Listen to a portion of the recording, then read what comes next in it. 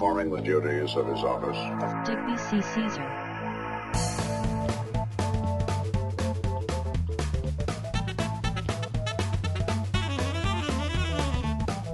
No. Hey everybody, this is Digby. I'd like to thank you all for stopping by, and today we're going to do something, well, we're going to do a not so special. So, you probably don't know this, but today, as you're watching this, it will be the 22nd, today is actually my birthday. And before you ask, the answer is no, I'm not telling. I am old enough now that I don't like to admit it, so yeah, just forgive me for that one. Let's just say I'm older, and we'll leave it at that. But yeah, I thought for my birthday, just to have a little bit of fun, that I'd do a kind of a different video for you. This is not a gaming video. If you're only here for gaming videos or whatever, feel free to skip this completely. If you're here for a Matchbox customization video, this is really going to be quite crap. I'm not by any means a professional Matchbox restorer, and nor am I a professional Matchbox restoration and custom video maker.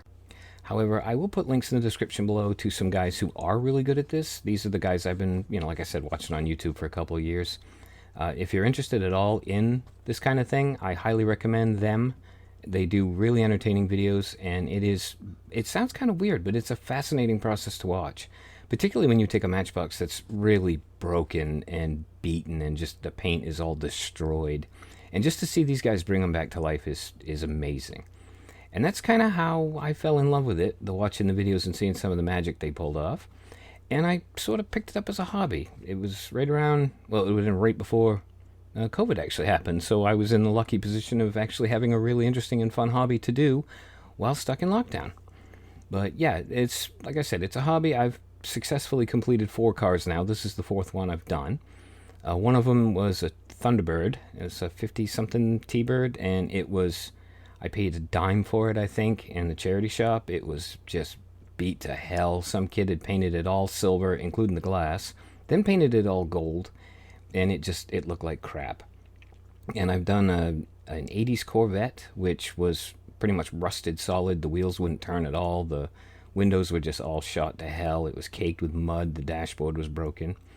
And I did a 1968 Nova, which is one of my in real life all-time favorite cars. I got it at Walmart. It was a really pretty casting, but the paint job on it just was silly. I mean, really, Novas only come in 2 colors, black and the wrong one. Anyways, in addition to being the month of my birth, October is also Breast Cancer Awareness Month. And the Paint It Pink Challenge, being a worldwide phenomenon in many different facets, to the Diecast community means doing a pink car. Now, I really wanted to take part in this year, having watched all the videos I could look at from last year, and I went to Walmart and I picked a car. And here's the car I picked. This is the 2019 casting of the BMW Z4M. And it's a pretty striking looking little thing. I figured it would actually work really, really well. I was kind of hoping I could do decals on it, but my printer crapped out and I couldn't buy another one yet, so it's going to be decal free, but it is going to look hopefully really nice and pink. Alright, so I took it apart, and then I paint stripped it, and then I drilled and tapped the post so that I would eventually be able to get it back together again. You should see a little clip of that here in a second. And this is basically what the car looks like when it's reduced to its component parts. I also used a wire wheel brush on my Dremel to, burnish it up and get all the crud off.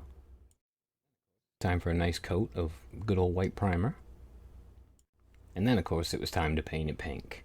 Now, the pink I used here, just straight out of a spray can, I got it at Hobby Lobby. It is the Testors Electric Pink, and it is absolutely gorgeous. I am so pleased with how the paint came out on this thing. So I wanted the spoilers to be black, just so they would match the tires that I picked and was going to swap onto the car. So I used a little masking tape, got those all masked off, and then I had to paint those by hand. Now this Hot Wheels, the Alpine A110, is going to be the donor for the wheels we're going to use on the BMW. Once I got the wheels swapped out, I painted in some of the details on it, and then I hit the body with a nice coat of Testors Wet Look Clear, which is also in a can. I got it at Hobby Lobby. And then when that had dried, I hit the spoilers with a coat of Flat Clear, just so they'd look, flat black. And then I baked the whole thing for a little bit just to cure the paint, and then screwed it all back together. I would like to mention as well, before the big reveal, and yes, there is one coming, that traditionally paint it pink in the diecast community is painting the cars and then auctioning them off on eBay or whatever and donating the proceeds to cancer charity. I mean, it's quite important work. It doesn't seem like much, but every dime helps. So with that all being said, time for the reveal. In the reveal, you will be seeing my desk. Do not judge me. It is a complete wreck. You'll be able to see also the Black Nova, the Corvette, which is blue, and the T-Bird, which is also black. And before we do that, I guess, I want to thank you all for stopping by. I hope you enjoyed the video. It's just kind of a little look at my hobby and sort of a little birthday treat for myself. And I hope to see you for the next gaming video.